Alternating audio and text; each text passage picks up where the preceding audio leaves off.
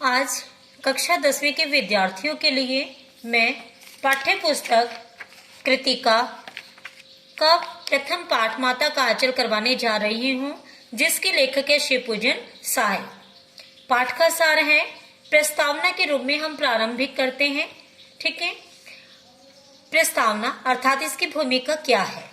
लेखक ने माता का आंचल पाठ में शैशव काल अर्थात बचपन, शिशु की शैशव क्रियाकलापों को रेखांकित किया है। इस पंक्ति का इस कथन का आशय है कि माता के आंचल पाठ में जो बाल्यावस्था है वही नहीं बल्कि शिशु अवस्था में जो क्रीड़ाएं होती हैं, जो कार्य व्यवहार होता है, उसे दर्शाने का प्रयास किया है, जिसमें माता पिता के स्नेह तथा शिशु मंडली के माता पिता का स्नेह बच्चों को प्राप्त होता है और बच्चों का स्नेह माता पिता को प्राप्त होता है। उसके साथ जो बच्चों की दोस्ती है उसके द्वारा मिलजुल कर कैसे कैसे खेल वो खेलते हैं, इस प्रकार का वर्णन इस पाठ में मिलता है। लेखक ने सिद्ध किया है कि शिशु का पिता उसके साथ भले ही अधिक समय बिताता हो, दोनों भले ही एक दूसरे के साथ अत्यधिक स्नेह करते हो, किंतु आपदाओं में माँ के आंचल में शिशु शरण लेता है। ऐसे समय में पिता से अधिक माता की गोद उसे प्रिय लगती है। रक्षा करने में रक्षा पाने में सदैव माता की गोद में जाना चाहता है। अर्थात इस पाठ के माध्यम से बताया गया है कि बच्चे का लगाव पिता के साथ कितना ही हो, चाहे वो दादा दादी, पिता, भाई बहन, किसी भी सदस्य के साथ अधिक घने संबंध बनाता हो, किंतु विपदा एक ऐसा आविर्भाव है जिसमें अपने संतान को केवल माता की आवश्यकता रहती है। ठीक है। प्रस्तावना के विषय में हमने पढ़ा। दूसरे चरण आता है बचपन से पिता के साथ अधिक लगा। क्या है देखते हैं। लेकिन बचपन से ही पिता के साथ अधिक रहता था। माता से तो दूध पीने तक का ही उसका नाता या संबंध था। पिताजी नहा धोकर पूजा पर बैठते थे, साथ ही लेखक को भी नहला धुलाकर पूजा में शामिल कर लेते थे। माथे पर भभूत का तिलक, भभूत जैसे हम देखते हैं अगरबत्ती वगैरह का जो पाउडर होता है, जो राख होती है, उसे भभूत कहा जाता है, जिसे हम धार्मिक प्रवृत्ति में स्वीकार करते हैं। उनका तिलक लगाते।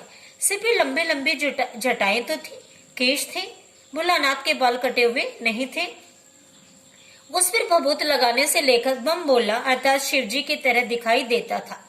पिताजी प्यार से भोलानाथ कहकर उन्हें पुकारा करते थे, जबकि लेखक का नाम तारकेश्वर नाथ था। यहाँ बिल्कुल क्लियर है कि उसकी जो भाव भंगिमा थी, वेशभूषा थी, देखने से वह भोलानाथ लगता था कि अपितु उसका नाम तारकेश्वर नाथ था।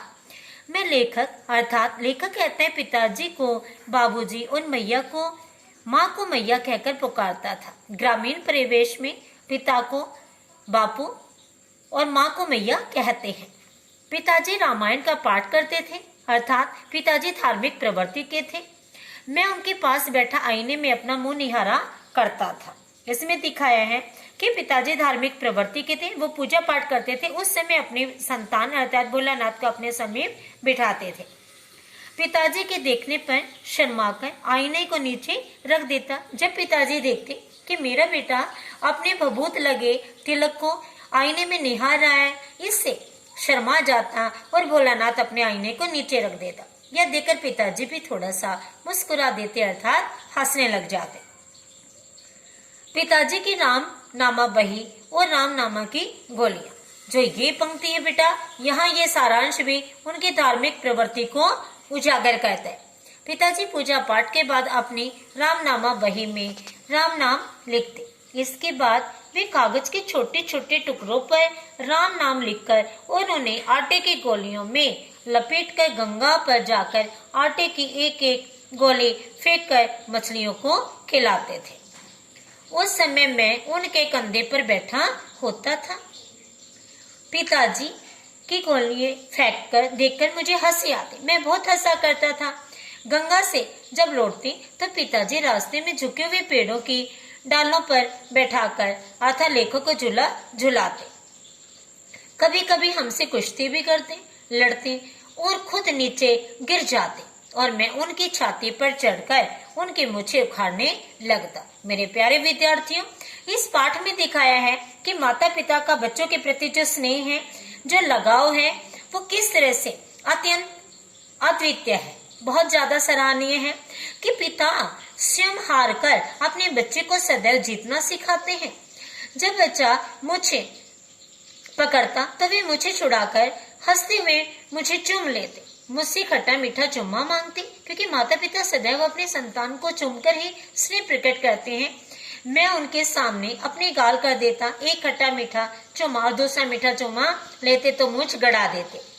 मैं झुंझला जाता, हंसता और पिताजी बनावटी रोना रोते और मैं इससे और ज्यादा खिलखिलाकर हंसने लगता।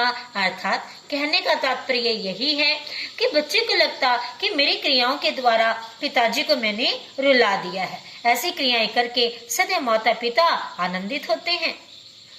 तीसरा पड़ाव आता है गोरस और भात का भोजन। ग्रामीण परिवेश में जो हमारी सभ्यता संस्कृति है, या ये जो पाठ है ग्रामीण परिवेश की झांकी को उजागर करता है। उस समय जो ग्रामीण परिवेश था, बच्चों के खाद्य पदार्थ यही थे, गोरस अर्थात गाय के दूध से बने जाने वाले व्यंजन। पिताजी गोरस और भात को फूल के कटोरे में सानकर खिलाते थे। सदैव भोलानाथ पिता के साथ ही रहता था। माँ और खिलाने की जिद करती, क्योंकि माँ को सदैव लगता है कि उसकी संतान ने कम खाया है, उसके हाथों से खिलाने पर ही उसकी जो तृप्ति है वो शांत होगी। माँ पिताजी से कहती, बच्चे को खिलाने का ढंग आपको नहीं आता है, मर्द में क्या जाने बच्चों को खिलाना। 4-5 दाने कोर खिलाते हो और बच्चा समझता है बहुत खा लिया। बच्चे को भर मुंह खिलाना चाहिए। माँ खुद खिलाने लगती और कहती कि महतारी के हाथ से खाने पर ही बच्चों का पेट भरता है। अर्थात इस पंक्ति का, इस प्रसंग का अर्थ है कि माता को सदैव अपने हाथों से खिलाने पर ही संतुष्टि होती है। माता खिलाती और कहती कि यह तोते के नाम का कोर है, ग्रास है, टुकड़ा है, और ये कबूतर अर्थात पक्षियों के नाम रोटी के टुकड़े पर रखकर या खाद्य पदार्थों के निवाले पर रखकर वह सदैव अपनी संतान को अधिक खिलाने का प्रयास करती। माता खिलाती और कहती कि यह तोते का नाम है और यह कबूतर। ऐसे खूब खिला देती, तब पिताजी खेलने के लिए कहते, हम खेलने निकल जाते। ठीक है बेटा, आज हमारा पाठ जो पार्ट 1 है, भाग 1 है, यहीं तक आप इसे कंठस्थ करेंगे और माता के आंचल के जो पहले 4 प्रश्न हैं आप उन्हें कंठस्थ करेंगे।